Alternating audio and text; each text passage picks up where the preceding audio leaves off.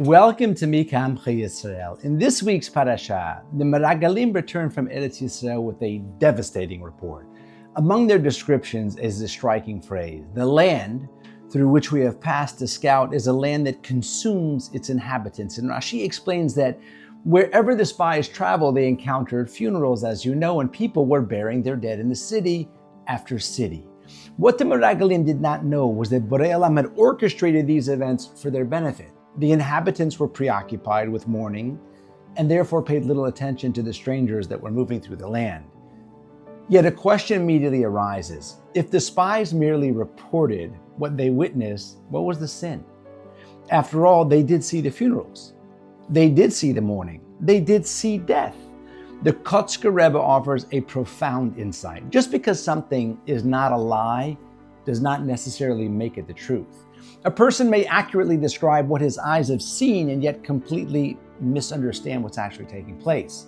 The Meragalim were not fabricating the facts, they were misinterpreting them. They saw funerals and they concluded that the land was cursed. Yehoshua and Kalev saw the very same funerals and understood that Borei Olam was protecting them. The facts were identical, but the conclusions were worlds apart, and perhaps that is one of the greatest challenges of life. We often confuse observation with understanding. We experience a disappointment and assume it's a punishment. We encounter a setback and we assume it's a failure. The facts may be accurate, the pain may be genuine, and the disappointment may be real, but that doesn't mean we understand the story that Borei Olam is writing. The Meragalim saw what was happening. Yehoshua and Kalev saw who was making it happen. And sometimes it takes years before a person discovers that what appeared to be a tragedy was actually the instrument through which Borei Olam was leading him home. Let me share with you a remarkable story. In the Bayit Vegan neighborhood of Yerushalayim stands the historic Beit Hagra, the shul that was associated with the Vilna Gaon, and perhaps no story captures the power of a single mitzvah, a single yearning, and a single moment of faith more than the one that unfolded there. For decades, there was an elderly Jewish man who prayed there faithfully, rain or shine, summer or winter, year after year. Everybody knew him. Everyone respected him. Yet he was a quiet man. He never sought attention, never pushed himself forward, never occupied a position of prominence. In fact, despite attending the shul for decades, no one could recall a single occasion when he went up to be Hazan. People simply assumed that he lacked either the voice or the ability. The subject never came up. Then one Shabbat morning, something unusual happened. After Shachrit, he approached the Gabbai, and without any apparent reason, he says, "May I lead Musaf today?" Slowly, he rose from his seat, and he made his way toward the Amud. The congregation, they watched, of course, with curiosity. Then he began. The moment he opened his mouth, the room froze. The voice that emerged was magnificent, rich, powerful, and refined. Every note carried depth and emotion. This was not merely someone capable of leading a tefillah. This was the voice of a master chazan. The congregation sat spellbound, and when praying concluded, people surrounded him. For all the years we assumed you couldn't lead the prayers. Why have you hidden such an extraordinary gift?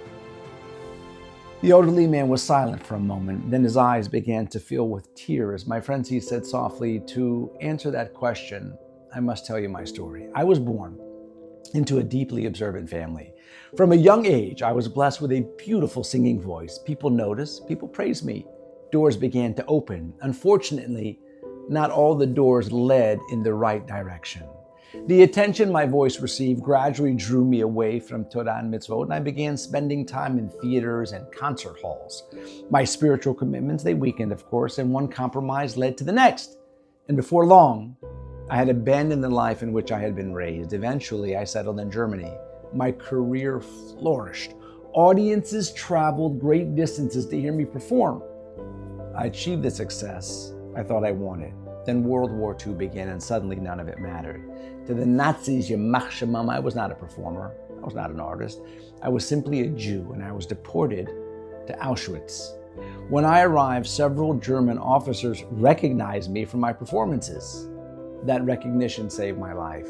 They removed me from the lines leading to the gas chambers, and instead, they ordered me to sing for them. And so I survived. But survival came at a terrible cost. While my brothers and sisters were marched toward death, I sang. While innocent Jews suffered unimaginable horrors, I sang. The very next voice that Borei Olam had given me as a gift had become the source of my deepest shame, and I remained alive because of it.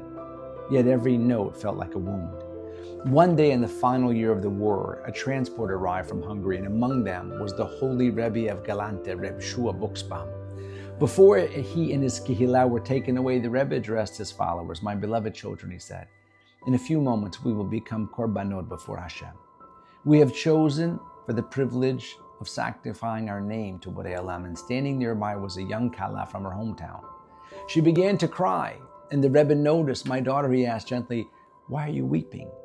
Do you not wish to sanctify Hashem's name?" The young woman gathered herself and replied, "Rebbe, I was married only a week ago. I have never lit Shabbos candles in my house. I'm not crying because I fear death. I'm crying because I long for just one Shabbos, just one opportunity to light the candles and stand before Hashem in my own home." The Rebbe looked at her and said, "If that is your longing, you will live. You will leave this place, and one day you will light those candles." Moments later, a German officer walked by, and for reasons no one could explain, he pulled her from the line and transferred her to a labor camp, and she survived. After the war, I saw her again. The Rebbe's promise had been fulfilled. But something else happened as well. Her longing, her faith, her determination to perform even one mitzvah, guess what? It changed me. Watching her transformed my understanding of life, and I returned slowly to Torah and mitzvot. Yet I could never bring myself to use my voice again.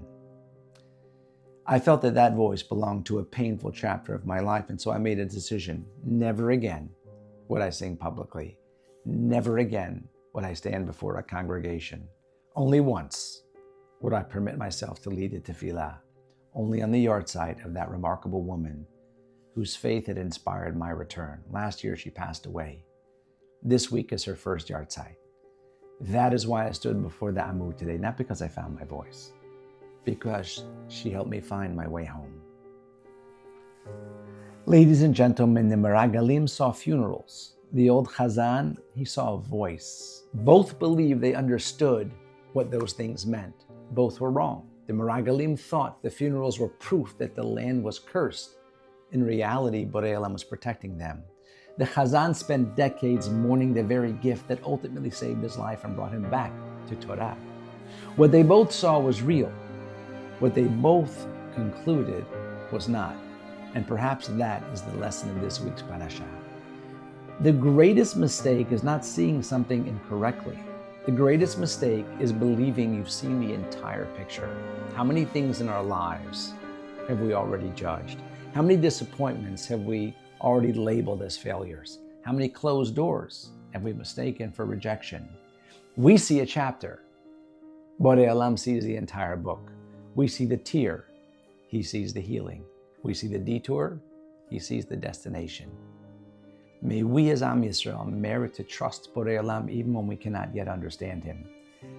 And maybe one day discover that what we thought was holding us back was actually guiding us home all along. Shabbat Shalom and Mivorach.